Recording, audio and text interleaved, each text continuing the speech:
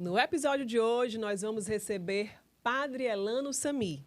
Já peço que você deixe o seu like, o seu comentário, compartilhe esse conteúdo. E, é claro, não deixe de se inscrever no nosso canal.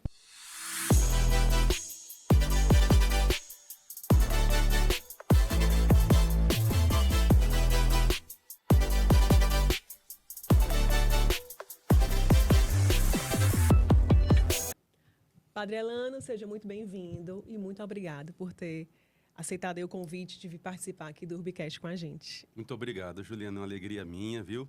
Você sabe que seu nome significa aquela que nasce em julho, né? Você nasceu em julho, não? Em junho, quase. Junho. Pertinho, na beirinha. Uma alegria estar aqui, minha irmã. Antes da gente começar, eu vou ler só aqui um pouquinho da bio, né, que a gente chama, só para introduzir aqui um pouquinho. Se tiver alguma coisa errada, o senhor me corrige. Corrijo.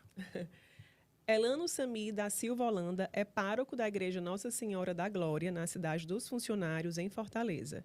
Foi ordenado padre na Catedral de Fortaleza em 2012. Foi pároco da Igreja Nossa Senhora da Imaculada Conceição, em Taquara, Caucaia, aqui no Ceará. E é natural de Fortaleza, Padre Elano, de 40 anos, vem se destacando na capital cearense por sua atuação como evangelizador, não somente na paróquia, mas também nas suas redes sociais, com as pregações. É por aí, viu? Por aí. Tem umas coisinhas a mais, né? Formado em arquitetura. Tem algumas coisas aí no meio. Um bocado de estudo aí, né? Tem alguma coisa. De filosofia, teologia, né? Para ser padre é necessário primeiro se graduar em filosofia e teologia. E as duas eu fiz na época do seminário, desde 2005 até 2011.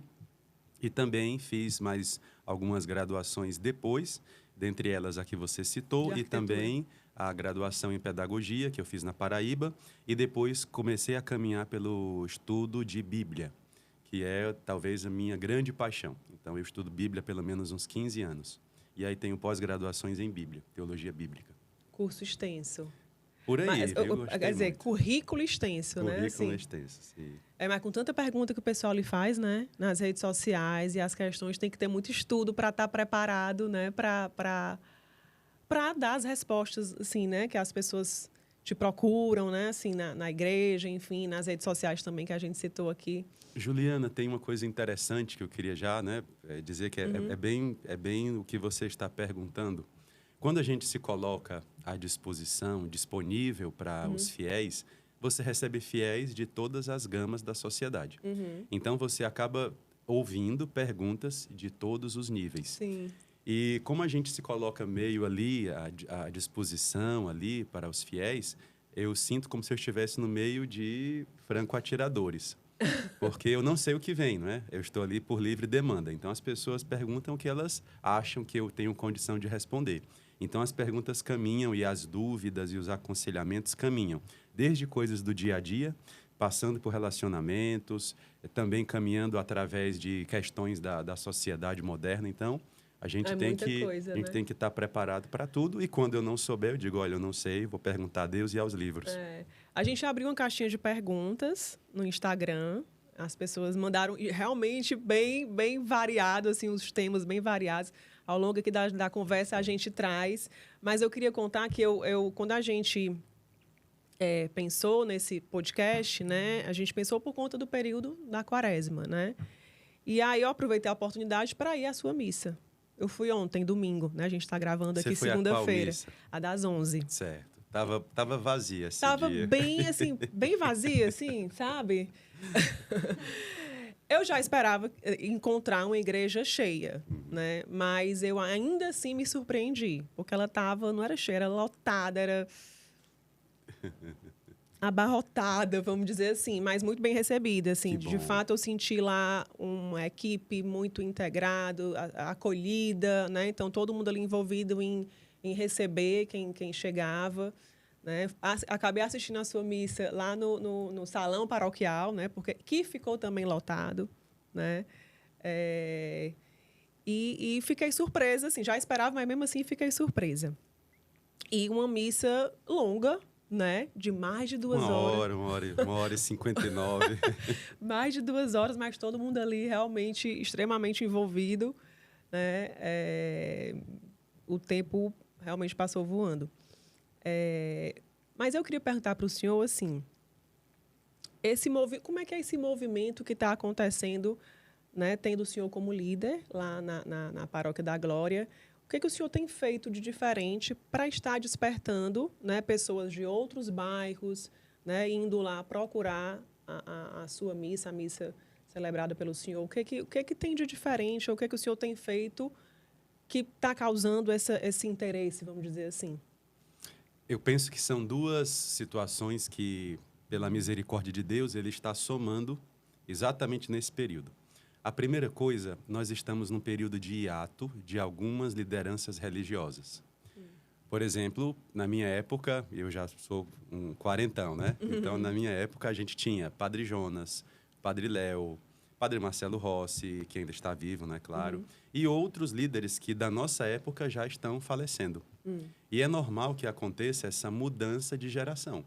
Então, eu vejo que está acontecendo isso na Igreja do Brasil, e especialmente nesse nicho, se assim eu posso chamar, que são as pessoas que vêm do catolicismo ligado à renovação carismática, que tem esse formato. São mais músicas, são mais orações.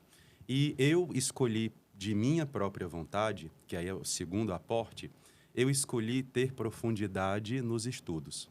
Porque eu acredito muito num ensino que é dado pela filosofia chamada de fenomenologia, que nós conseguimos trabalhar em várias camadas intelectuais. Então, o homem que é bom na oratória, na retórica, ele tem que ser capaz de contar, de narrar ideias muito complexas de um modo muito simples. Às vezes, abrindo mão de uma linguagem erudita, porque a linguagem ela também vai aproximando ou afastando de acordo com o uso que você faz. Então, eu escolhi essas duas coisas. Eu acredito que Nosso Senhor pegou e disse assim: você vai estudar, se preparar, porque eu quero que você tenha uma voz que tenha relevância, e querendo ou não, a epistemologia, o conhecimento nos dá relevância, e eu quero que você preencha, pelo menos aqui na Paróquia da Glória, esse ato que vai acontecer, que é natural. As pessoas vão passar, então os nossos padres, que são referência, vão passar. E creio que estamos vivendo exatamente isso. E nós, fortalezenses, somos muito sedentos de Deus, porque nós temos uma necessidade de enraizamento. O homem em si, ele precisa sentir que está conectado a alguma coisa profunda. Senão a vida fica muito superficial e fica vazia. Então, a liderança é importante para as pessoas precisam encontrar ali naquele líder essa palavra, assim como para a igreja também, né? E como é que o senhor se vê assim enquanto líder? A preparação foi muito no estudo, né? Como é que é o Padre Elano líder? Como é que é a sua liderança? Como é que o senhor exerce essa sua liderança? Tem uma passagem que eu acho interessante, não é? da filosofia também, que trabalha exatamente com a questão do carisma pessoal. Como nós estamos numa sociedade que está ligada cada vez mais às mídias, eu não consigo manifestar a minha presença de um modo simples, a não ser pelo carisma. Então, agora, quem nos acompanha de casa está captando um pouco do seu carisma pessoal, como profissional, e do meu de sacerdote. Então, nós vemos isso acontecer em todos os ambientes. Quais são as pessoas que se destacam? Não são pessoas só que são inteligentes. Tem um algo a mais. Esse algo a mais é o carisma pessoal. São dons, são habilidades, são capacidades, ou inatas ou adquiridas, que você vai trabalhando ao longo da vida. Então, a minha liderança, ela acontece também em duas vias. Eu trabalho muito essa questão de duas vias. Primeiro, através da instrução. Eu creio que as pessoas têm mais facilidade de acompanhar quando elas se sentem identificadas. Então, acho que aí está o carisma pessoal. Sim. Eu me identifico. Tem alguma coisa nesse padre, tem alguma coisa nessa jornalista que eu me identifico. Eu gostei de ver. Isso é a vitrine. E depois, a gente tem a segunda parte, que é esse aspecto da relevância intelectual. Eu escutei porque ele é carismático, né? Porque ele tem carisma pessoal, ou outro padre. Mas não tem outra coisa além disso? Então, só o carisma pessoal não sustenta. Aí nós temos a outra parte, que é a relevância intelectual. Na igreja, nós dizemos que isso é o poder sapiencial. Tem que ter é isso que conteúdo. constrói, tem que ter conteúdo. Usando a linguagem da rede social, tem que ter conteúdo. Tem que ter conteúdo. Para ter relevância. E esse conteúdo, na liderança, a gente observa de que maneira? Hoje as pessoas escutam um pedido que um padre faz e dizem, eu não vou fazer. Mas quando esse pedido é amparado, é ancorado em algum ensino, aí a pessoa se sente mais dócil para ouvir, para acolher. Por isso que você viu tantas pessoas lá, coesas, servindo, porque elas sentem que estão fazendo parte de um projeto maior. O sentido de comunidade. É uma das coisas. Real de sentido comunidade. de pertença à comunidade. E como foi o senhor, assim, quando foi que o senhor decidiu se tornar padre? Como é que foi o seu chamado, podemos dizer assim? Eu nunca quis ser padre. Não fui aqueles jovens, né, que desde pequenininhos já pensavam em ser padres. Eu sempre fui da igreja. Minha mãe é uma mulher muito católica. Meu pai, que é falecido, é católico, mas não era muito assíduo. Mas minha mãe sempre foi assídua desde que eu nasci. Então, creio que essa ligação que existe entre mãe e filho homem é real. No judaísmo, a gente chama isso de ligação espiritual. São 3 cordões que unem a mãe ao filho e 3 que unem o pai à filha. Sobre a mãe e o filho existe uma ligação que já é, né, uterina, porque os nossos pensamentos, sentimentos e emoções são os mesmos dela. Então, eu venho desse catolicismo de berço e cresci na igreja. Fui coroinha, mas nunca quis ser padre. Amava a Santa Missa, fiz a minha Eucaristia cedo, com 9 anos, na idade correta. Tudo direitinho, mas nunca quis ser padre. Eu queria trabalhar com construção. Daí vem o negócio da arquitetura. Daí vem a arquitetura. E aí pensava, fazia croquis, fazia desenho mesmo já criança. E eu queria isso, né, para a minha vida. Meu pai queria que eu fosse para a escola do Exército. Cheguei a fazer a prova, passei na primeira fase e na segunda não passei. E aí ele já ficou triste comigo, mas depois a gente se acertou. E quando eu fiz 18 para 19 anos, eu estava namorando na paróquia onde eu morava. Estava namorando uma moça, por sinal, muito querida. E eu sentia que faltava alguma coisa na minha vida. A tal da inquietação humana, a inquietude humana. E aí, dessa pergunta, eu perguntei, Deus, o que é que o Senhor quer para mim? Isso eu fiz numa sexta-feira, à noite. Quando foi no sábado, à noite, no dia seguinte, o padre da minha paróquia me liga do nada, né? Na época não tinha tanto telefone, então a gente não se assombrava com ligação. Ele me liga do nada às 6 da manhã e diz, Elano, você quer fazer o encontro vocacional da arquidiocese? Eu já sabia que era para ser padre. E aí, quando eu disse assim, vou fazer. Quando é? Ele disse, é agora, às 8 da manhã, eu passo aí e pego 7h30. E eu falei, vou. Fiz o encontro, isso em 2004, e em 2005 já entrei no seminário, e já se vão longos 20 anos da minha vida. Estou muito realizado. Então, de fato, foi um descobrir, foi um despertar de uma vocação que eu não sabia que tinha. Alguém, né?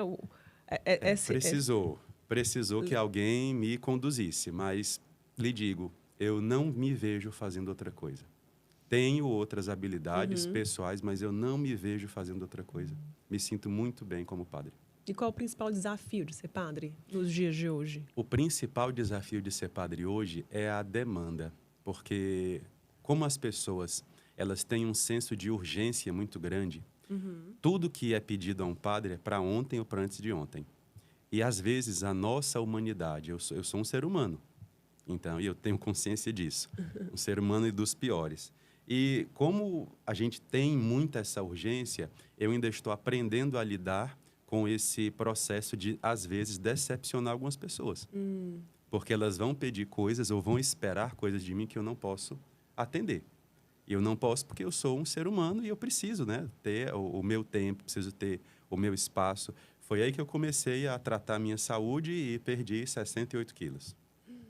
Sim, eu vi uma entrevista sua com um médico. Isso, é um dos que me acompanha. Dr. Ivan, querido, Dr. não é Ivan isso? Ramos. Que aí no episódio o senhor falou desse processo, né? Ou seja, o senhor se colocou aquela responsabilidade nas costas e o seu corpo sentiu, né? Assim, nessa trajetória. Talvez tenha somatizado, é provável. Né? E aí, assim, como é que a espiritualidade ajuda a cuidar da saúde, assim? Como é que a gente pode utilizar para ou no seu próprio caso, né? Assim, como é que o senhor enfrentou essa questão da saúde versus espiritualidade? Juliana, você me ajuda se eu estiver colocando um tom professoral aqui, viu? Mas agora a gente vai Bora. subir umas camadas aqui. E é importante, é necessário. Primeiro, é preciso a gente tirar da nossa cabeça essa ideia de dualismo, de que corpo e vida interior não caminham juntas. Para nós que somos estudiosos de Bíblia, existe uma antropologia bíblica, teológica, que diz o seguinte: o ser humano ele é como uma casa de 3 andares. O primeiro andar é o corpo, o segundo andar é a psique e o terceiro andar é a alma. Existe alma? Existe. Tanto que uma pessoa, mesmo sendo educada pelos mesmos pais, com a mesma idade dos irmãos, ela manifesta totalmente diferente do outro, né? Isso mostra que existe uma essência na pessoa.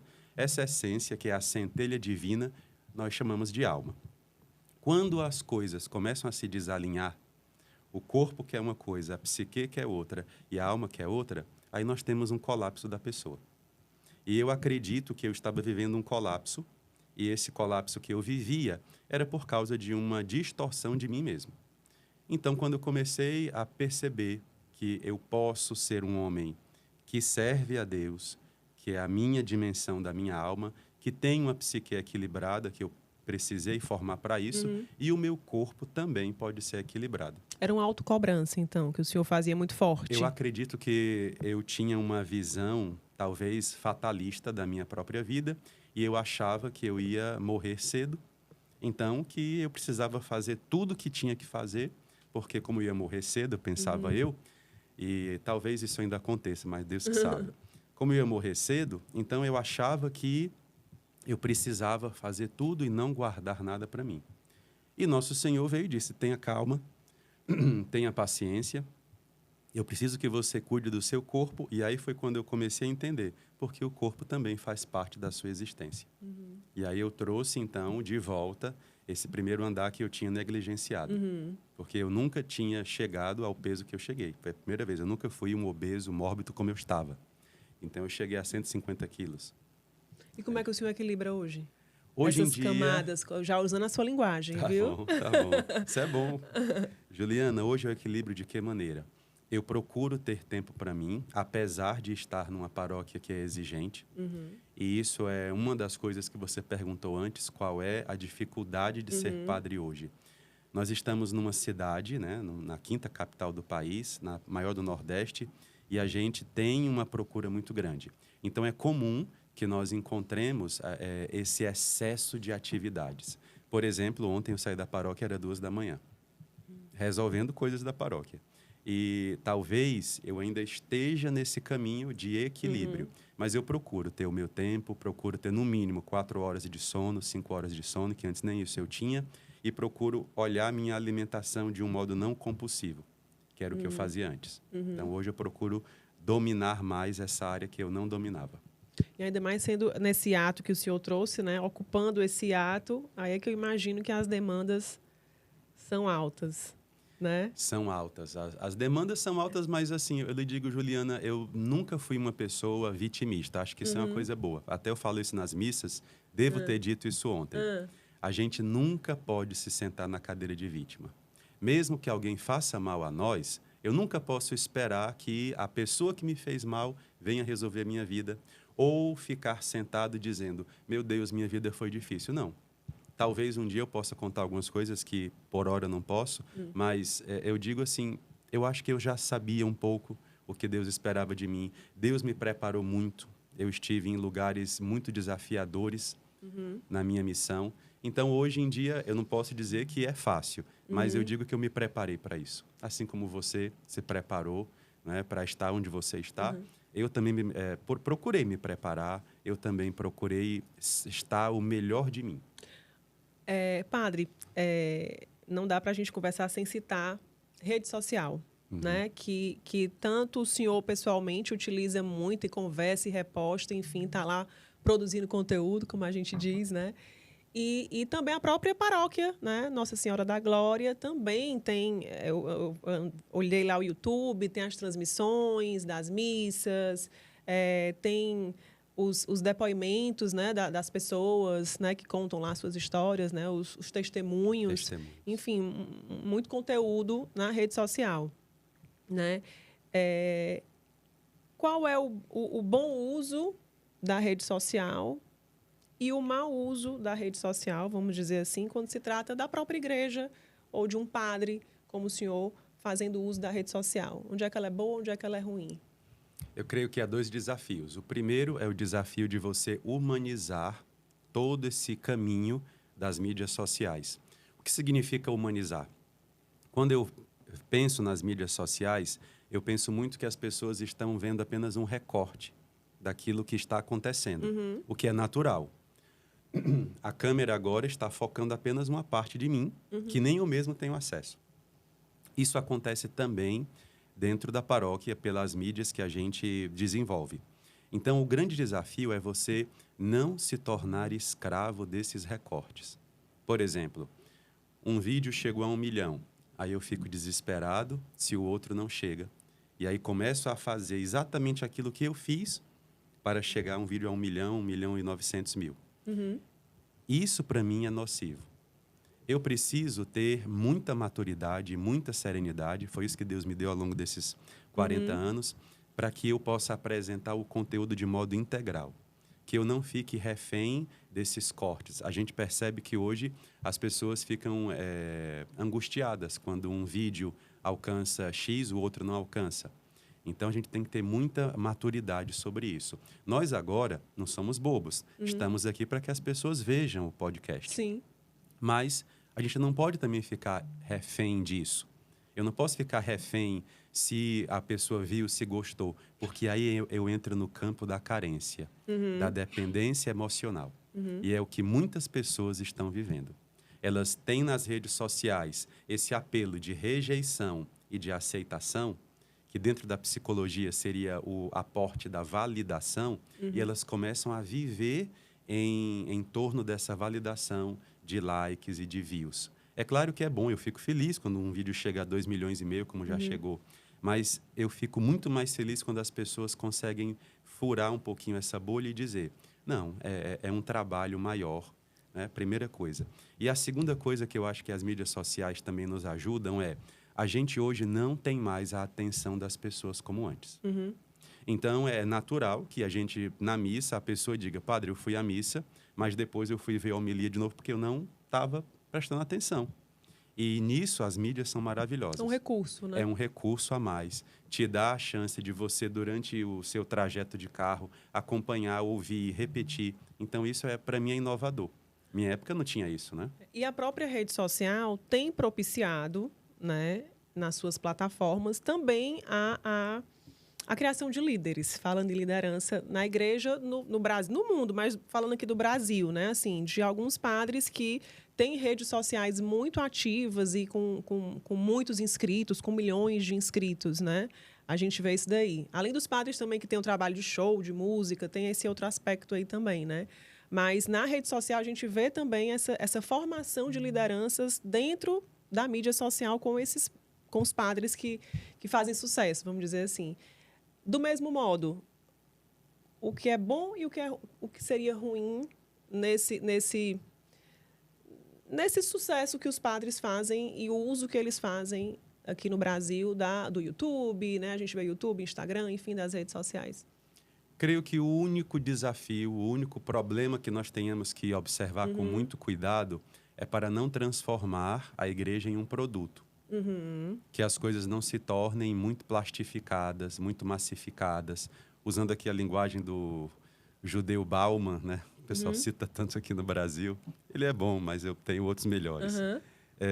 A gente não pode deixar tudo muito homogêneo, muito pastoso para facilitar. Não, tem coisas que são difíceis. Então, às vezes, eu vejo que as redes sociais, elas são maravilhosas, mas o desafio que eu encontro é esse. As pessoas, às vezes, não conseguem digerir um conteúdo um pouco mais profundo. E aí a gente começa a falar para menos pessoas. A outra coisa também que você falou, que eu acho interessante, e aqui eu quero contar o lado B um pouquinho, né? Eu não sou esse dos milhões, mas eu tô ali, tá, né? nos milhares. Tô nos milhares, Tudo tá nos milhos. É o seguinte, Tem muita gente que nos manda mensagens nos nossos aplicativos, WhatsApp, Facebook, Instagram, e às vezes tem coisas muito delicadas. Esses dias mesmo, uma pessoa chegou e disse: Padre, eu estou aqui para tentar suicídio, e se o senhor não me disser uma palavra, eu vou tentar, eu vou fazer isso. E eu digo porque eu perguntei se eu podia depois citar, né, esse caso. E aí eu tive que parar o que eu estava fazendo, era por volta de 1 da manhã, parei o que eu estava fazendo e fui tentar entender qual era o processo. Porque geralmente, quando uma pessoa diz isso, ela está pedindo socorro. Né? A ameaça é um socorro. A ameaça é um pedido de ainda socorro. é um pedido de socorro. E aí eu fui tentar entender, não posso dizer mais, e a gente foi conversar um pouco. Aí tive que dar o meu contato pessoal, perguntei onde estava, não estava aqui no Ceará. E a gente foi conversando até que a gente conseguiu acalmar, que é baixar a temperatura da ideia que estava intrusiva, e a pessoa então começou a se acalmar e voltar a si. E aí é um detalhe, é um trabalho muito grande. E isso também me dá outra responsabilidade, que é a continuidade. Se essa pessoa, uma outra vez, precisar de mim, eu não puder atender, como é que vai ser? Então, eu creio que todos os padres que estão nas mídias, talvez passem também por essa dificuldade, que é as pessoas chegarem com situações limites ali e a gente precisar dar essa atenção e o cuidado de não criar dependência emocional. E assim, a gente tem um caso recente aqui, vamos dizer assim, nacionalmente, do Frei Gilson, né, que está agora nesse período da quaresma fazendo lives onde ele realmente traz milhões de pessoas às 4 da manhã. Né? Isso repercutiu nacionalmente, fora da bolha, digamos assim, da igreja, né, dos meios católicos. E, obviamente, por um lado, essas milhões de pessoas ali, né, participando, enfim, e por outro, uma outra parcela da sociedade criticando, trazendo vídeos antigos, talvez uma tentativa de cancelamento. Hoje essa palavra cancelamento é bem característica, né? Enfim, apontando ali machismo, situações desse tipo. Como, enquanto padre, né? Assim, eu vi um vídeo do senhor que o senhor fala em enfrentar o mundo, que foi no Evangelizar.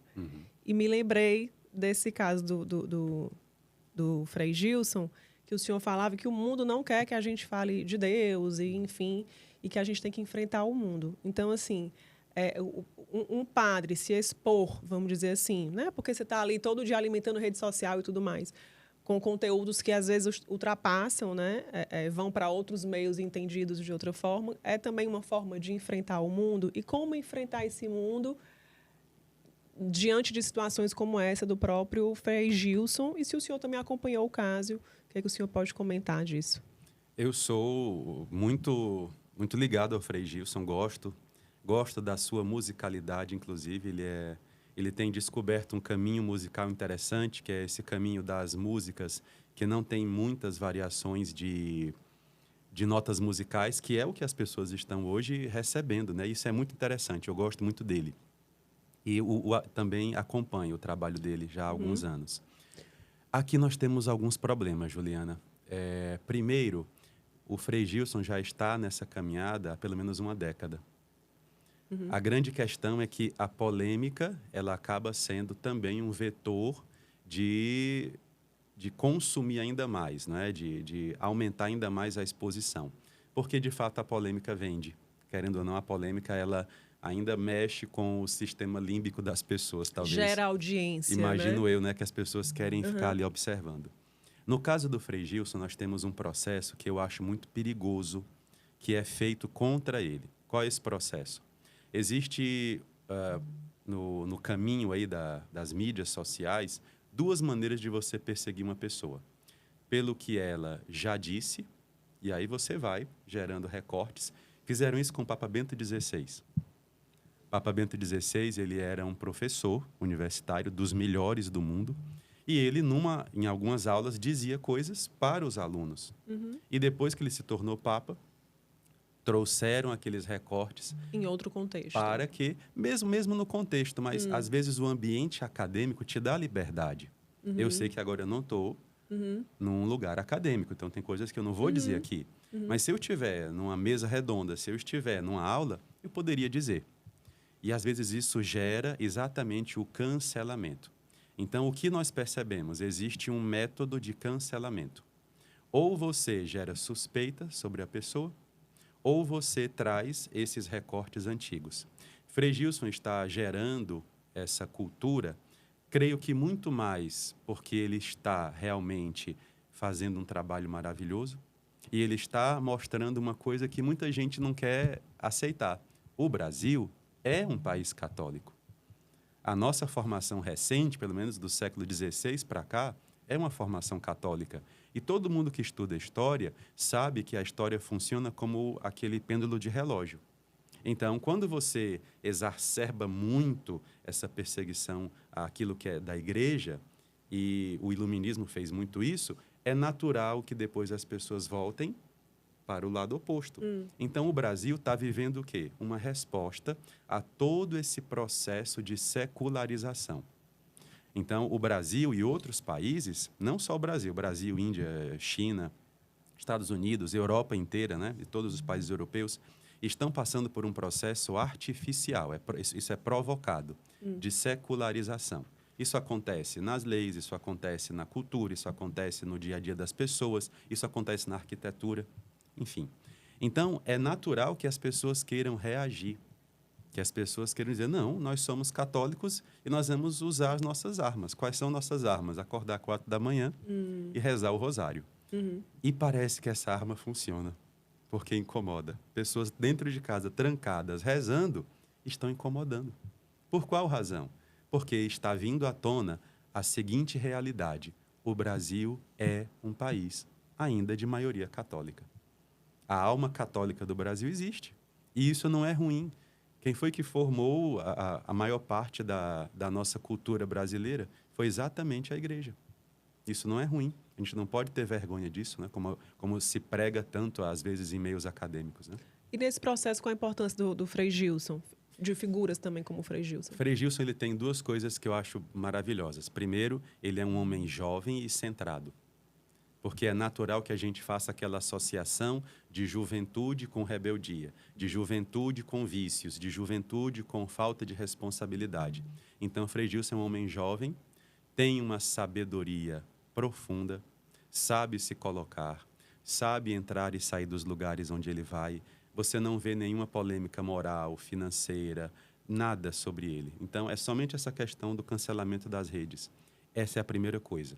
E a segunda coisa que eu acho muito, muito importante do Frei Gilson, ele está levando coisas simples.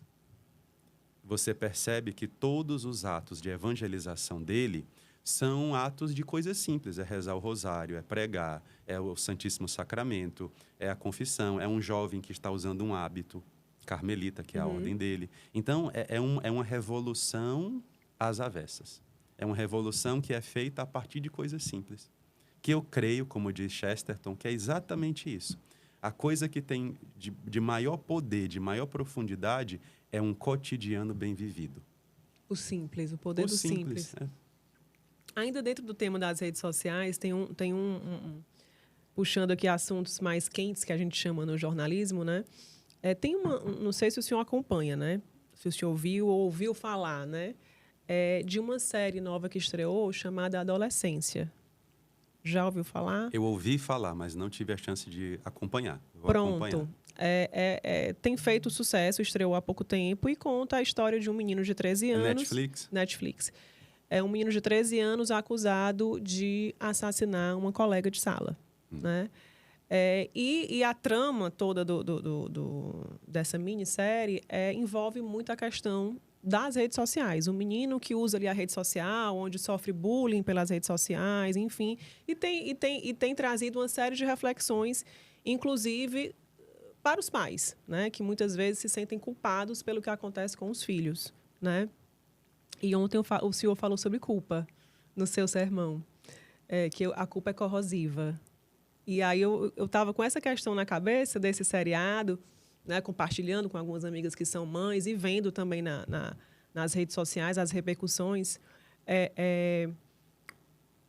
Se chega ao senhor essa questão das redes sociais, né, os pais lhe procuram, creio que o senhor é muito procurado para aconselhamento. Sim. E o que o senhor aconselha aos pais no que diz respeito às crianças e adolescentes no uso das redes sociais, que a gente está conversando sobre as redes sociais?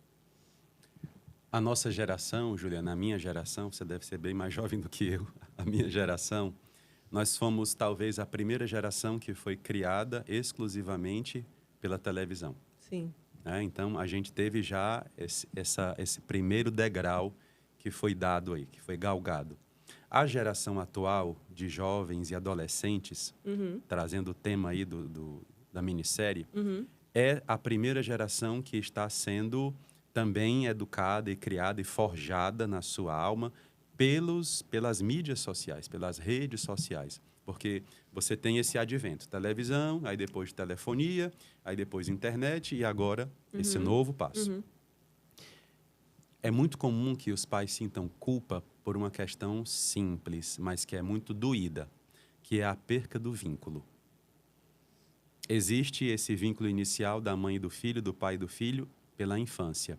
Mas quando chega na adolescência, que é quando vai despertar a psique, que é dos 7 aos 14, é muito comum que, por causa do processo de autoafirmação que todo mundo tem que ter, eu não sou minha mãe, eu não sou meu pai, eu sou eu, muitas pessoas comecem a partir das redes sociais, criar uma vida fragmentada.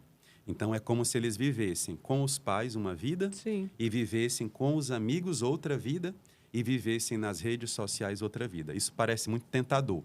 Não, eu tenho 3 vidas, eu tenho 4 vidas, mas, na verdade, isso é doença. É um processo de adoecimento, porque eu nem sou aquele com os meus pais, eu nem sou aquele com os meus amigos e nem sou das redes sociais. E qual é o grande problema? Na hora que um desses fragmentos da persona encontra o outro. Na hora que o pai descobre quem é o filho na rede social, ou na hora que a rede social expõe alguma coisa, na hora que pelas mídias a pessoa é exposta, é na verdade um processo de morte. Porque por isso que é perigoso por isso que é perigosa essa fragmentação. Quando um desses fragmentos se encontra com o outro, você tem que lidar com a verdade do ser. Aí a pessoa que é jovem ou adolescente não está preparada para isso. Por isso que tem que ter pai e mãe ali. Respondendo a sua pergunta de modo frontal, por que existe tanto esse jogo de culpa? É porque, infelizmente, existe um sentimento de ausência. O pai e a mãe, eles se sentem ausentes. Eu tenho sempre nas orações ido por esse caminho, caminhado nesse caminho, de tentar criar esse vínculo pelo lado emocional e afetivo, porque é o mais rápido. Mas a gente vê que tem uma quebra de vínculo. Você percebe que os pais olham para os filhos e dizem, não sei quem é meu filho. Até porque eles não acessam esse outro filho, que é o filho que está lá na rede social. E não só não acessam, como não compreendem, porque tem códigos próprios da juventude, enfim, da adolescência e dentro da rede social. Então, é difícil de ler, vamos dizer assim, né? Muito difícil e é um comportamento que mostra quem é a pessoa, mas tem que ser cuidado, tem que ser lapidado. Eu vou contar um caso pessoal. Eu tenho meus sobrinhos, né? E um dia eles foram para a casa paroquial, onde eu moro, e aí eu ouvindo uns gritos dentro do quarto, né? Aí eu falei, meu Deus, eles estão brigando, o que é que está acontecendo? Estavam jogando pela internet. Mas eram gritos bem altos, muito altos. Eu falei, é uma geração que eu não compreendo mais. Então, eu que sou mais próximo dos meus sobrinhos, não compreendo mais. É. Só um detalhe. Então, de fato, esses jovens e adolescentes, eles estão vivendo uma vida através das mídias sociais. É uma vida paralela. E eu vejo que é muito perigoso porque, aí eu vou citar o paradoxo da escolha, que eu acompanhei esses dias, que eu li esses dias. É um mundo de muita liberdade. O que você pode fazer nas redes sociais? Tudo. Se você quiser entrar e dizer, eu tenho 30 anos, sou casado, você diz. Se você quiser entrar e dizer, eu sou milionário, eu tenho uma Lamborghini, você entra e diz. Então, é uma liberdade muito grande e as pessoas não estão preparadas para isso. A liberdade sempre é acompanhada de responsabilidade. Tem um tema que eu queria também trazer. O senhor falou aí que é uma doença, né? Que isso é, enfim, a sociedade talvez adoecida. E a gente tem visto, especialmente na sociedade como um todo, mas vamos colocar ali a geração Z, né, que são dos jovens de 20 e poucos anos, nascidos ali final dos anos 90 para começo dos anos 2000, muitos casos de depressão e ansiedade. O que é que o senhor acha o que é que o senhor observa, o que é que o senhor imagina que esteja acontecendo nessa geração? Tem a ver também com essa tecnologia, com as redes sociais? Inicialmente tem, superficialmente tem. Como as máquinas elas são mais eficientes do que nós em algumas coisas, nós podemos entrar num processo de competição. E nessa competição eu perco. Uhum. Se eu quiser competir por exemplo, um computador, eu vou perder, porque ele é uma máquina, eu não sou. Eu preciso desligar, ele não precisa. Então, a primeira coisa é essa. É um duelo onde se manifesta a finitude do homem. A humanidade, ela é finita. E esse duelo está exacerbando isso. A segunda coisa é um pouco mais complexa. Nós perdemos uma coisa que os filósofos chamam de senso de metafísica, de senso de infinitude. Nós somos humanos, mas em nós existe concreto e existe espiritual. Existe o finito e existe o eterno. Muitas pessoas recorrem a esse mecanismo da melancolia, da depressão, da tristeza e do suicídio, que ainda é um tabu de ser falado. Eu não sei se eu posso tocar aqui, porque até existe um protocolo entre nós, mas eu vou tocar de um modo muito sutil. Por exemplo, por que a gente hoje tem tantos prédios com vigias nos telhados? Então, sutilmente eu digo isso já. Hospitais que a gente vê que tem índices de pessoas que estão tentando nos hospitais.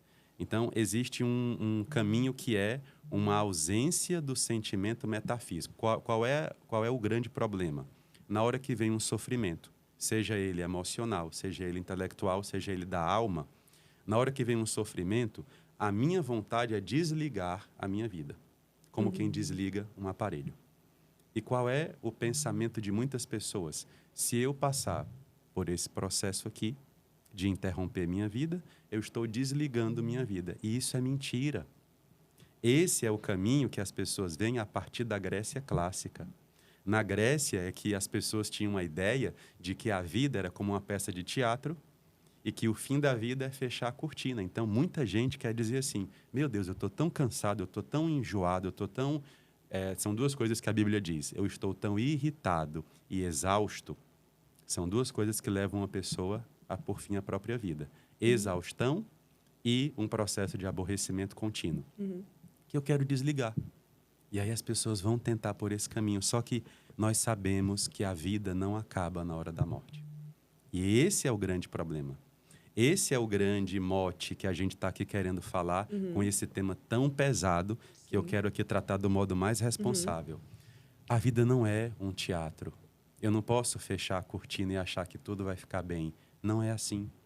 Eu preciso enfrentar. Se eu, por exemplo, eu vou usar uma situação limite. Se eu estou vivendo numa relação abusiva, eu tenho que desligar a relação, não desligar a minha vida. Se eu estou passando por um processo de enfrentamento de um câncer, eu tenho que desligar o câncer, não minha vida. Se eu estou vivendo uma depressão, eu tenho que resolver a depressão. E resolver a depressão, gente, não é impossível. Resolve-se a depressão de duas maneiras. Primeiro, processo químico do corpo. Tem alguma coisa que no seu corpo está disfuncional, vá resolver. Tem gente que está morrendo de depressão porque não está tratando vitamina D, por exemplo. E a outra coisa é organiza interiormente a tua vida. Se você tem na sua vida uma bagunça tão grande, vai chegar uma hora que você vai dizer, eu não quero mais viver. Só que você está vivendo um processo de adoecimento da sua própria vida. Você não é sua depressão. Eu comecei a ver isso, Juliana, quando algumas pessoas vinham e diziam assim, eu falava assim, qual é o seu nome? Quando eu vou aconselhar, eu seguro na mão, porque Deus me deu um dom de empatia, então quando eu seguro a mão, eu já começo a perceber o que a pessoa está precisando ali. E, às vezes, Quando eu perguntava assim, qual é o seu nome? O seu nome, a pessoa dizia assim, eu tenho depressão, eu tenho isso, eu tenho aquilo, eu sou esquizofrênico. Aí depois, qual é o seu nome? Aí a pessoa nem sabia dizer mais o nome, porque a doença tomou a identidade da pessoa. Aí isso é um caminho de retomada mesmo, né? E como é que a gente pode enfrentar, né, essas situações e de que maneira a quaresma, né, trazendo aí para o nosso tema atual, né, do nosso calendário, pode colaborar para uma mudança na vida dessas pessoas que a gente está aqui mencionando. O que que a quaresma, ao que a quaresma convida? Juliana, eu tenho muita clareza de que a nossa vida se torna uma vida saudável de acordo com a qualidade dos nossos vínculos. Com o que eu me vinculo? Com quais coisas eu procuro ter contato? Quando uma pessoa tem um vínculo adoecido com ela mesma, está doente. Quando eu me enxergo de um modo doente. Por exemplo, há pessoas que se cobram, há pessoas que chegam em casa, olham no espelho e dizem, você é um lixo, para si mesmas. Você não presta, você é mau. Isso é adoecimento, é a falta do vínculo consigo mesmo. Há pessoas que estão com vínculos adoecidos com a família, chegam em casa, não se sentem em casa, entra pela porta do quarto, não fala com ninguém, não tem refeição em comum, adoecimento. E há pessoas que estão adoecidas com a sociedade. Se sentem fora do mundo, fora da sociedade. Então, a quaresma, ela nos ensina a fazer duas coisas que são essenciais, que nós façamos todos os anos. Primeira delas, a quaresma nos ensina a encerrar ciclos. Nossa vida funciona como um relógio. É assim, dia e noite. Semana de 7 dias por causa da lua.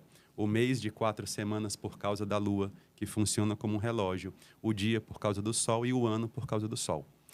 Nós estamos dentro desse sistema, que a gente chama de sistema Terra, dentro do cabalismo judaico. Então, estamos num sistema. E eu faço parte desse relógio. Se tudo tem um ciclo, sempre tem coisas começando e terminando. Se eu não sei começar, eu erro, eu perco. Se eu não sei terminar, eu também perco. Há pessoas que não sabem lidar com o fracasso, que não sabem lidar com finitude, não sabem lidar com términos. Por quê? Porque não aprenderam os ciclos. E tudo está colocado dessa maneira.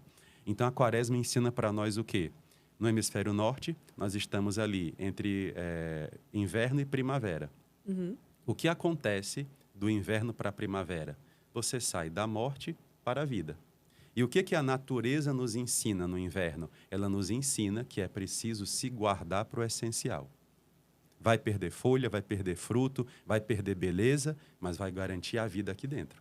Você vai manter-se vivo aqui dentro, esperando o próximo ciclo, que é de primavera.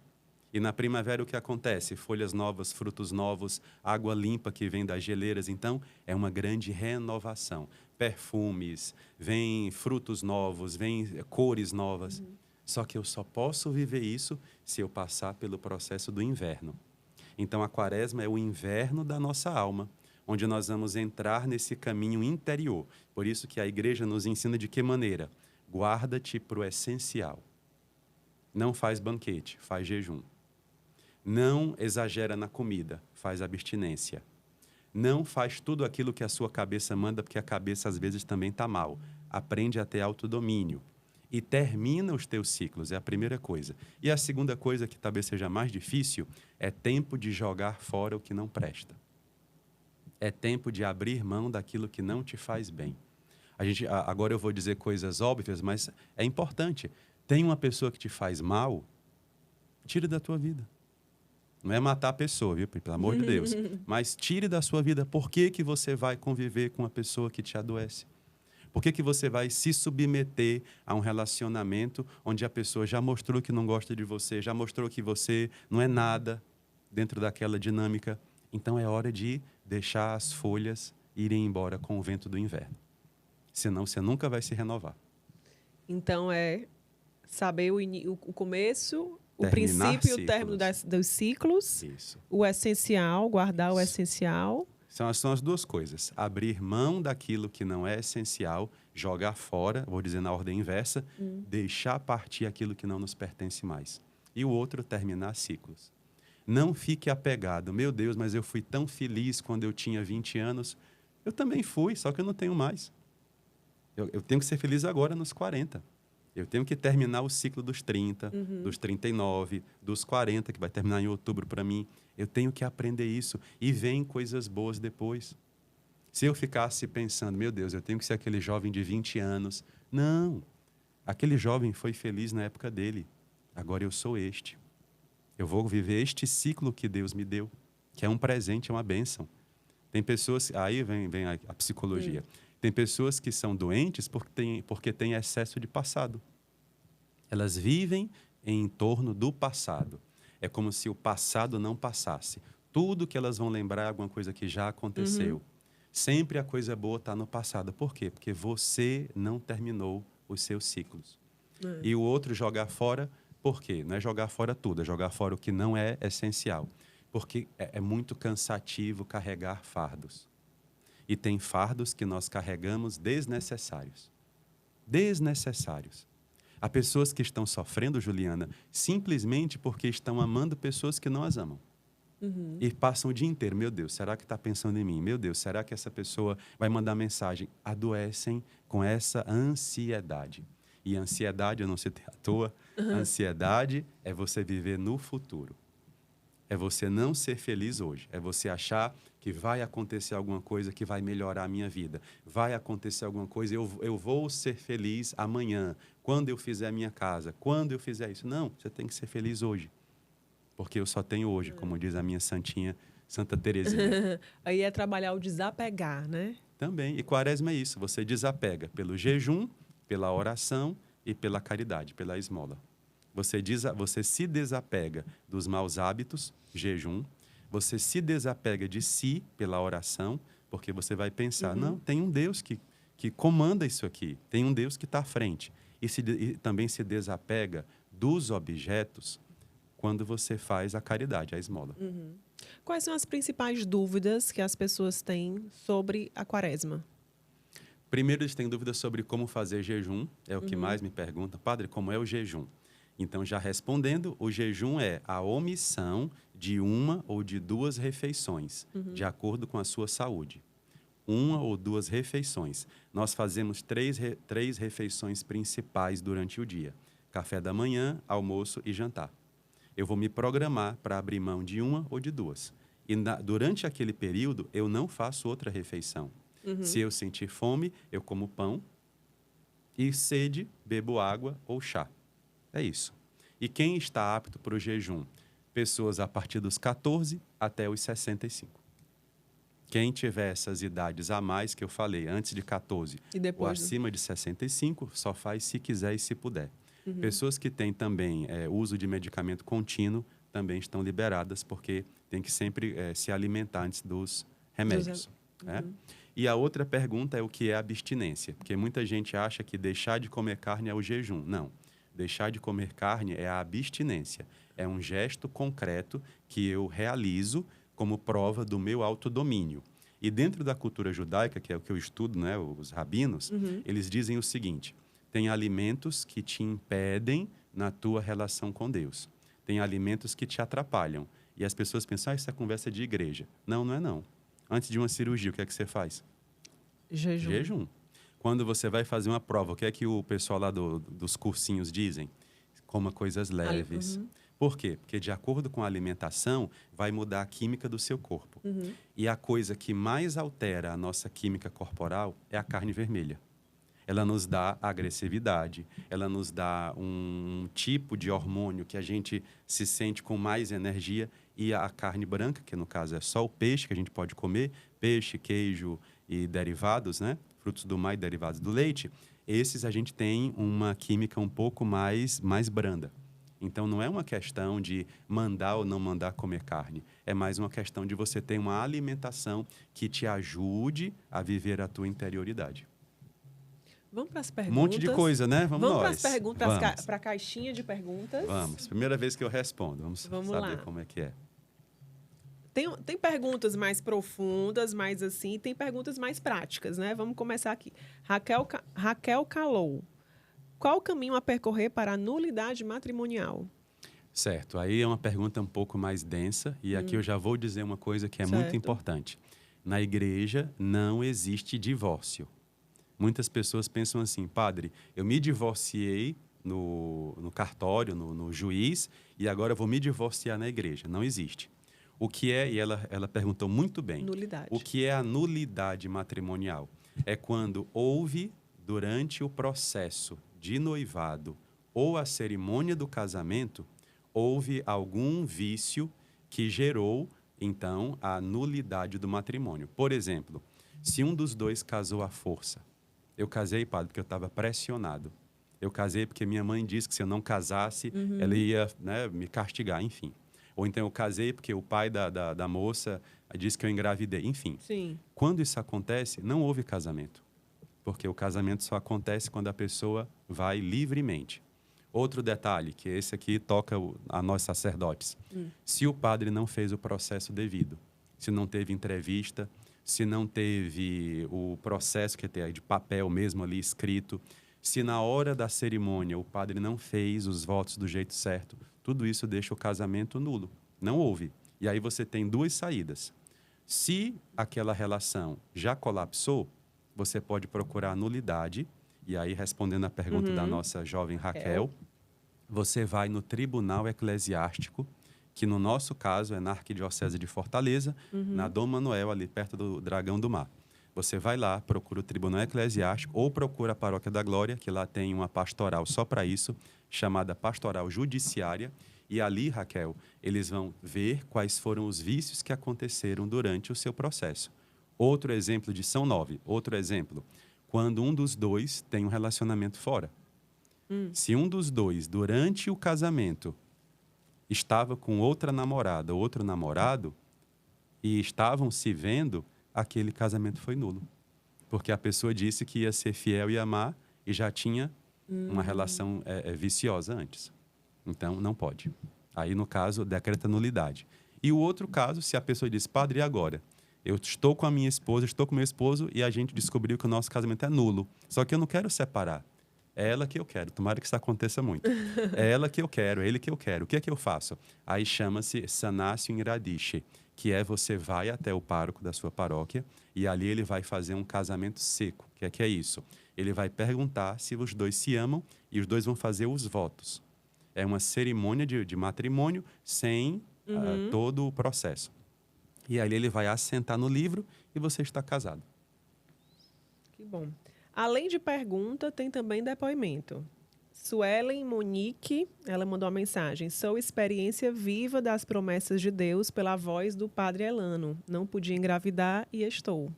Estou grávida. Suelen mandou essa mensagem para a gente. Suelen, primeiro, se você realmente ouviu minha voz, eu quero que você passe 3 meses em silêncio.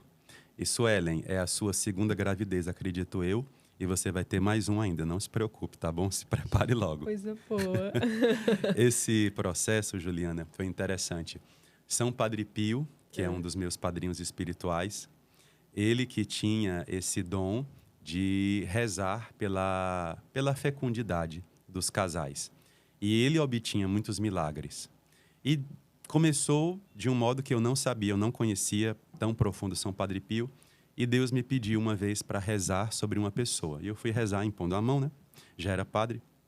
E aí me veio ao coração, diga a ela que ela vai engravidar. E que ela fique 3 meses em silêncio, porque é o tempo onde o feto está se formando e é muito frágil. E todas as coisas ruins que recaem sobre a mãe e o pai vão recair sobre o feto até os 3 meses. Então, mantém em silêncio. Se alguém perguntar, você diz que está ficando gorda só. Aí até brinquei com ela. Só conta depois dos 3 meses. E aí, ela depois veio e disse, padre, eu vou engravidar, eu já estou grávida e eu vou... Quem vai batizar o meu filho é você. E aí ela trouxe e daí começou um processo grande. E na fila que eu atendo, muitas mulheres pedem a graça de engravidar. E eu sempre pergunto assim, você está pronta? Porque muita gente quer, mas assim, fica aquela ideia muito solta. Então eu pergunto, você está pronta? Você está pronto para o pai e para a mãe? E aí quando a gente vê que eles querem, Nosso Senhor opera muitos milagres. Eu acho que muitos casos, e Suelen, sobre você, tem mais um filho para chegar. Oh, coisa boa, olha aí. Falando do silêncio, mas é outro silêncio. Sim. Uma pessoa me pediu para perguntar para o senhor sobre o silêncio de Deus, né? Como entender o silêncio de Deus na vida da pessoa. Deus silencia por 3 razões. Primeiro, Deus silencia quando o inimigo que a gente está enfrentando é muito grande para nós. E são 3: o sofrimento, o mal e a morte. Quando a gente perde alguém que a gente ama, a gente sente o silêncio de Deus. Quando a gente está num sofrimento, é comum a gente interpretar que Deus está em silêncio. E diante do mal também. E por que Deus silencia? Porque muitas vezes as palavras não são suficientes, mas o silêncio não significa ausência. Quando você está, por exemplo, num casamento, tem hora que seu esposo, sua esposa está mal. A humanidade é assim, mas você diz, eu estou aqui. Em silêncio. Você chega perto, senta ao lado e diz, eu estou aqui.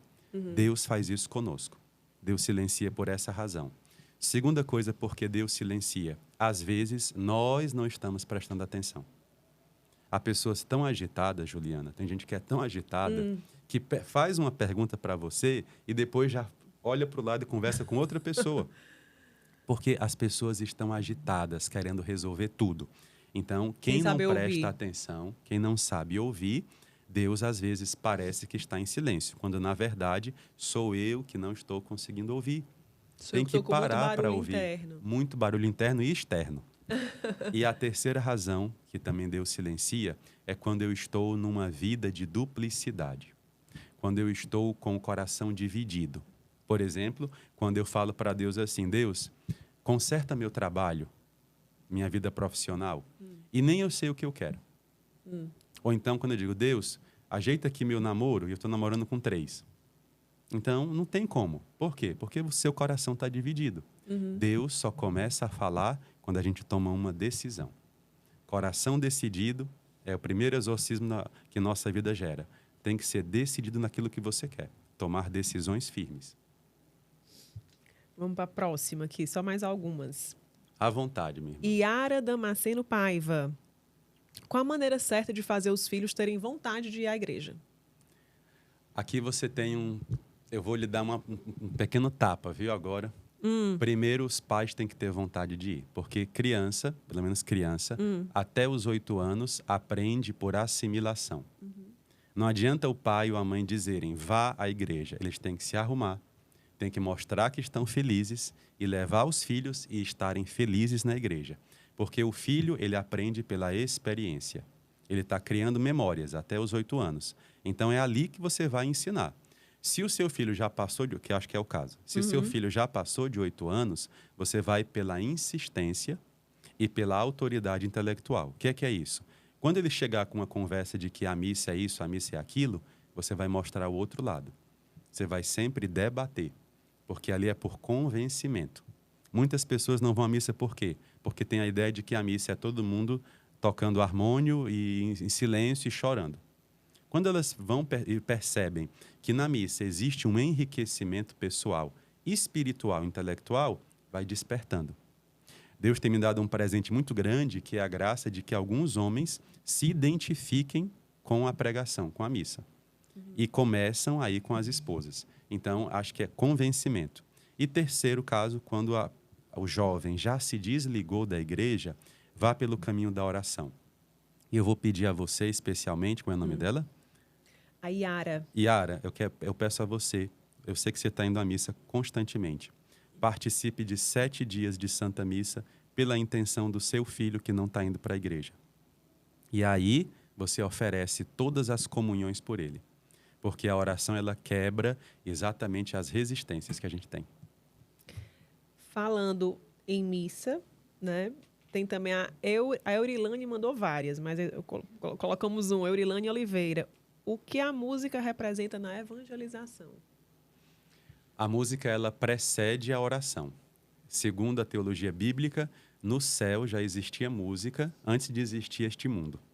Então, os sons, as melodias, a estética litúrgica da música, ela precede.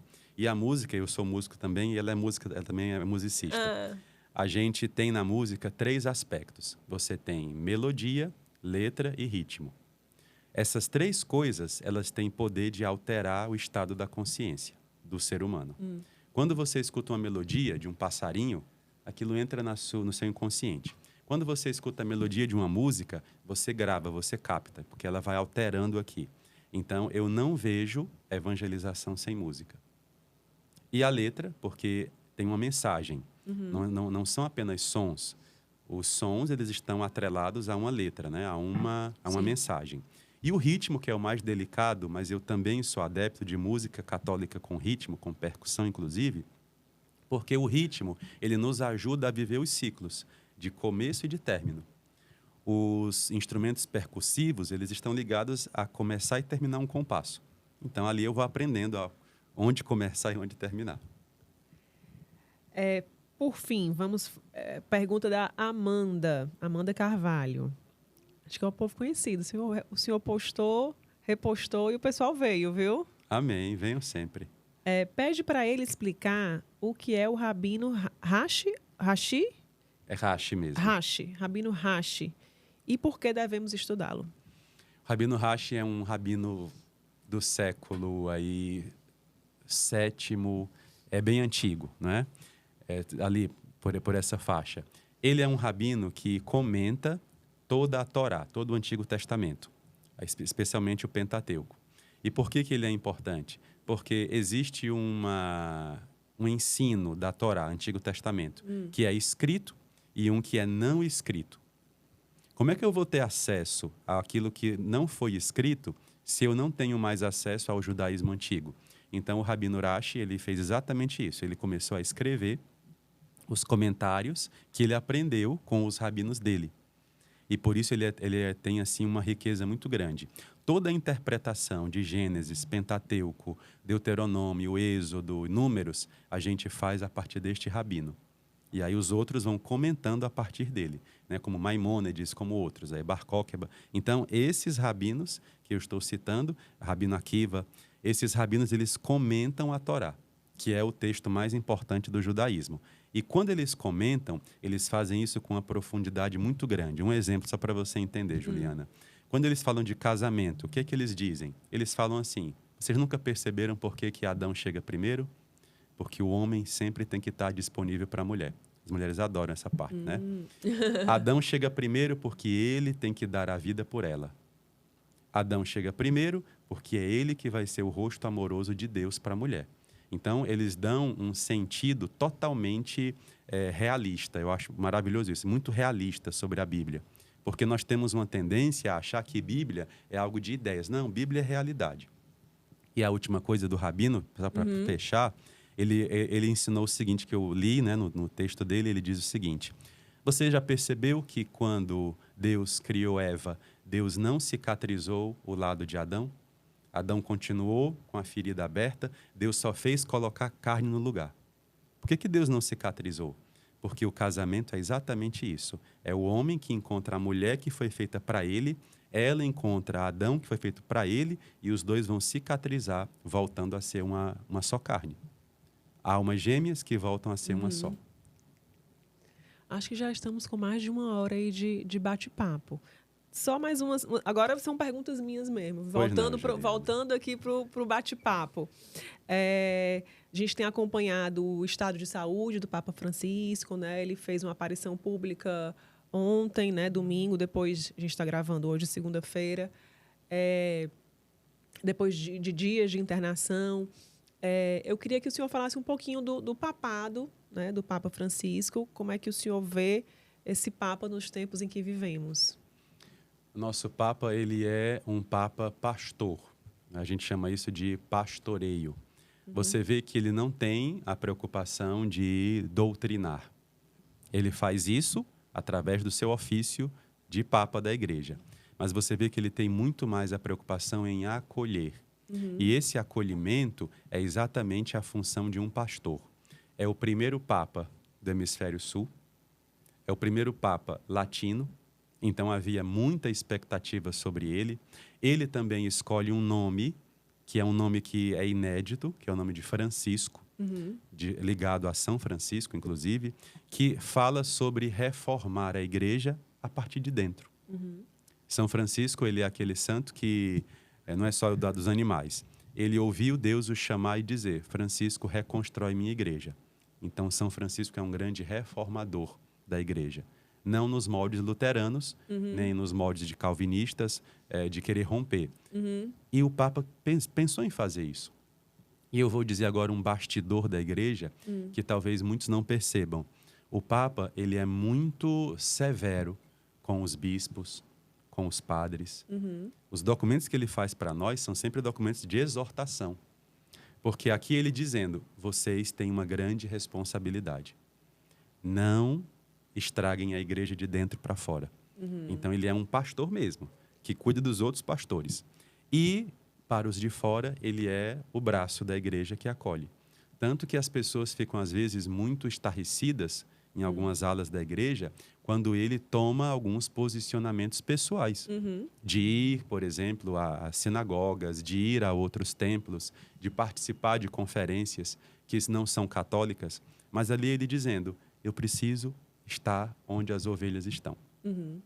Resumindo o papado do Papa Francisco, a gente pode dizer que a gente já sabia que ele era um homem de saúde debilitada, ele já assumiu o papado com um pulmão a menos, já debilitado, e ele tem agora nos ensinado sobre resiliência através do seu calvário. É um calvário, um homem de mais de 80 anos, viver a agenda que ele vive. Sim. A gente que está nos 40, quando viaja 3 vezes no dia, a gente já fica com, assim, meio mole. Aos 80, então, imagine ele com 80 e poucos anos, uma agenda extensa. Eu estive lá no Vaticano, ele já na cadeira de rodas, haviam filas e filas só para ele chegar perto, e ele faz questão de ir, de segurar na mão.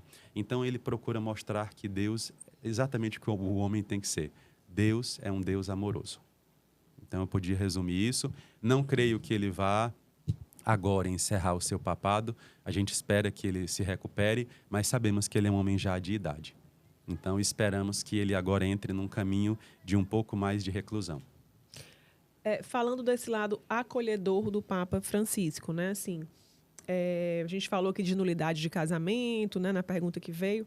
Como é que é, por exemplo, a acolhida de casais em segunda união na igreja?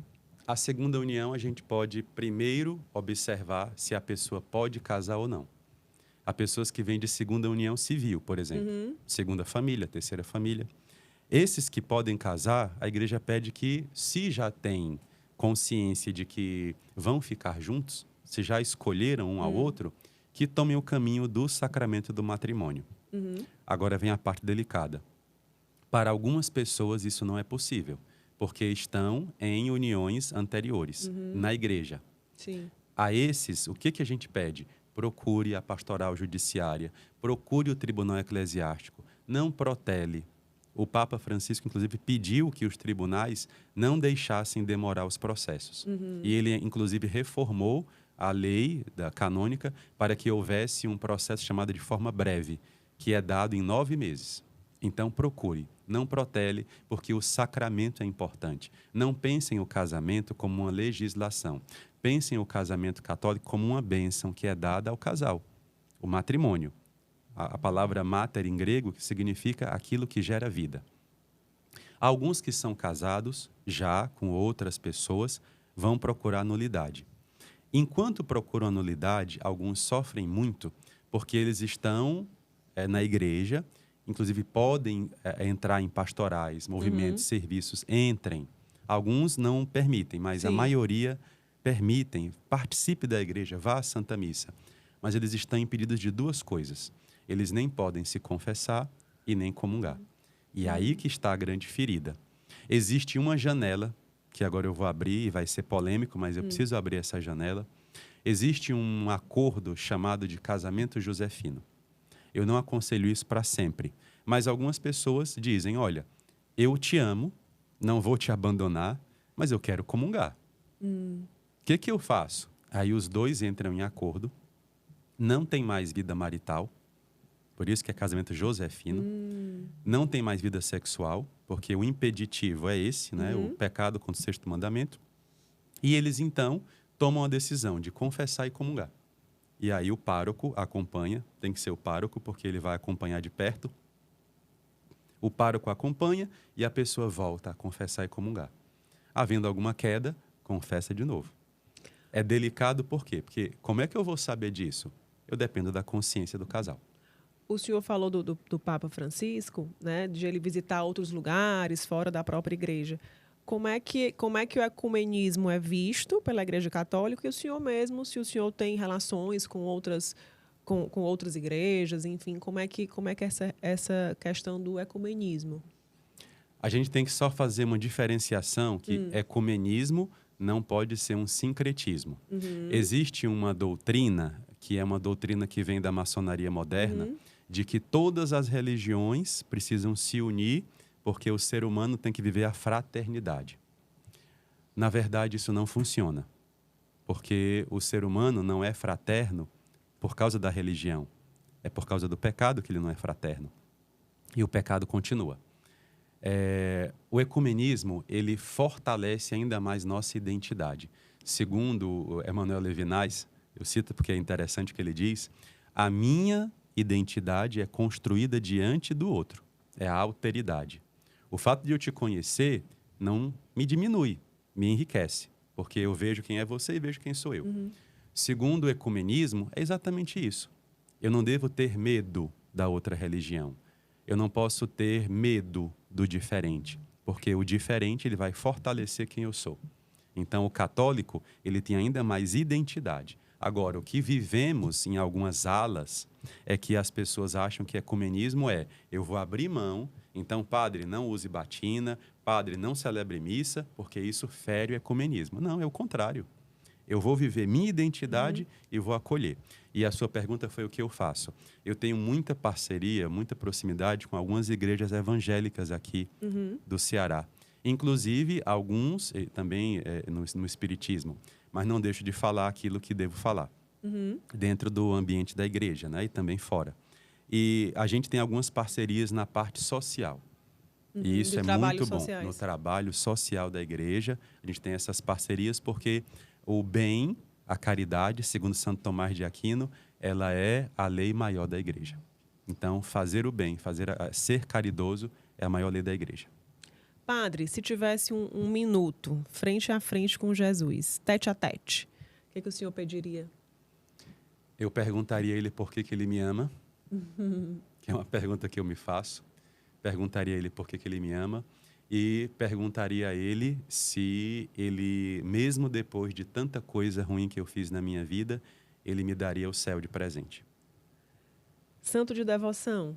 Eu tenho devoção com Santa Teresinha, que me escolheu, e São Padre Pio, que também me escolheu. E não à toa, minha primeira viagem para fora do país, eu disse que só ia fazer peregrinação se fosse para ir à Itália, São Giovanni Rotondo, que é onde está São Padre Pio, e eu vi lá o seu corpo, e Santa Teresinha, que está em Lisieux, na França. Também tive a graça de ir lá. Nossa Senhora, qual é a sua relação com Nossa Senhora? Nossa Senhora entrou na minha vida na época do seminário, sempre esteve, né, pelo batismo, mas na época do seminário, ela entrou na minha vida num período de muita conturbação. Minha vocação foi muito peneirada sempre. Talvez porque as pessoas achassem que eu não tinha vocação, não sei. Ou então achassem que eu tinha um espírito muito livre, porque eu sou muito teimoso. Sou muito teimoso, estou trabalhando isso aí. E achavam que eu não ia ser padre. E no último ano, no último semestre, faltando meses para eu ser ordenado padre, teve um problema com a minha monografia, né? Que, enfim, né? Um problema lá na faculdade comigo, pessoal. E eu tive que correr atrás, virei noites e noites. E foi dito o seguinte, se não terminar, mande ele para casa, acabou. E quando aquilo chegou a mim, aquela palavra, me doeu, porque é uma rejeição. E aí eu falei, Nossa Senhora, se a senhora realmente cuida da minha vocação, resolva, porque eu não tenho mais forças, né? Já são 8 anos de caminhada. Entregou. Último semestre, me entreguei e entreguei os pontos. Cuide, porque eu não consigo. E aí eu tive uma experiência que eu tinha uma aliança, né, que eu usava nessa mão direita, e eu há muitos anos atrás, com 13 anos, minha irmã estava até comigo, eu tive a ideia de colocar essa aliança na mão de Nossa Senhora. E com 15 anos perdi essa aliança, nunca mais vi. Fechando as caixas para passar as férias em casa, na hora que eu fecho a última caixa, eu reencontro essa aliança. E aí eu falei, pronto, está aqui a minha resposta, né? A senhora está cuidando de mim. Então, Nossa Senhora, ela cuidou e cuida da minha vocação de perto. E não à toa, as minhas paróquias onde fui pároco são todas marianas. Conceição e Glória. Mensagem final de Quaresma para a gente encerrar, padre. Eu quero deixar uma palavra aqui que é talvez boba, mas eu queria que você me ouvisse. Tenha paciência com você. A gente se trata muito mal nessa vida. A gente se trata muito mal por quê? Porque nós somos maltratados. E a gente costuma reproduzir o que fazem conosco, ou consciente ou inconscientemente. Então, se trate bem. Trate você mesmo com carinho, com amor, porque Deus lhe trata assim. Eu aprendi isso com Deus. Deus me disse, Padre, eu lhe trato bem, se trate bem. Então, eu peço a você que nos acompanha, tenha paciência com a sua vida. Tenha paciência com seus problemas. Se precisar chorar, chore. Eu tenho que ser forte. Seja forte chorando. Se você precisar sorrir, gargalhar, e isso vai incomodar alguém, incomode. Mas se trate bem. A gente, às vezes, perde muito porque a gente não vive nossa vida. E eu aprendi muito com uma coisa que eu ouvi certa vez. Meu caixão é só meu. Meu túmulo é só meu. Ninguém vai viver minha morte por mim. Então, eu vou viver minha vida. Claro que com amor, com responsabilidade, mas eu vou tomar posse da minha vida. Então, você que está nos acompanhando, seja no carro, seja em casa, escute de novo o que eu vou dizer. Se trate bem. Você tem que ser seu melhor amigo. Senão você vai passar por essa vida querendo fechar a checklist dos outros e no final nós estaremos sozinhos. Eu lembro do que Alexandre Magno disse, né? Ele mandou que na hora, talvez seja um mito, mas eu vou contar porque é didático. Quando eu morrer, chame os meus médicos, coloque todos os meus tesouros no caminho da minha sepultura e deixe minhas mãos fora do caixão. Aí perguntaram por quê. Os médicos, para mostrar a eles que nem toda a ciência é capaz de dar vida para ninguém. O tesouro, para lembrar que nada disso serviu na hora da minha morte. E as minhas mãos, deixe fora do caixão, para lembrar que eu vim com elas vazias e vou voltar com elas vazias. Então, minha vida é assim e estou muito contente com ela. Às vezes a gente é gentil com os outros, né? E não é gentil com nós mesmos, né? Eu acho que é isso que o senhor trouxe. Sim. E ainda outra distorção, Juliana, a gente às vezes é gentil com os de fora e não é gentil com os de casa. Sim. Depois, estudando, eu descobri que esse é um processo de narcisismo. Eu quero sempre conquistar as pessoas que eu não conheço, fora, né? Fora. E quando eu já conquistei, eu trato as pessoas como lixo, porque eu já as conquistei. Então, isso é uma vida que a gente não pode levar. Então, trate bem quem lhe trata bem também. Você já deu o abraço da sua mãe de hoje, você já falou com seu filho hoje, manda mensagem, faça isso. Isso é tão bom, você não sabe como é bom a gente ser amado e amar. Então, trate bem a você mesmo e trate bem quem te trata bem. Padre, muitíssimo obrigada pela presença, pela conversa. Gratidão. Eu que agradeço, Juliana. Lhe confesso que hoje, especialmente, é um dia de um pouquinho de cansaço, mas eu tenho aprendido muito isso na minha vida. O nosso cansaço para fazer coisas boas, ele vale a pena. Então, eu fui muito bem recebido, muito obrigado. Estou muito à vontade. Se puder, a gente continua, mas eu sei que já acabou. Então, obrigado a você pela sua gentileza. Uma alegria, muito obrigada. Imagine. As mãos, né? Que tem um Deus encontro. Abençoe. Tem sim, viu? Tem sim. As Obrigada. mãos que doam e que recebem. Obrigada. Por nada. No episódio de hoje, nós recebemos Padre Elano Sami, da Igreja da Glória, aqui de Fortaleza. Já peço que você deixe o seu like, o seu comentário, compartilhe esse conteúdo para que ele possa alcançar mais pessoas. Muito obrigada a você que nos acompanhou até aqui e até o próximo episódio.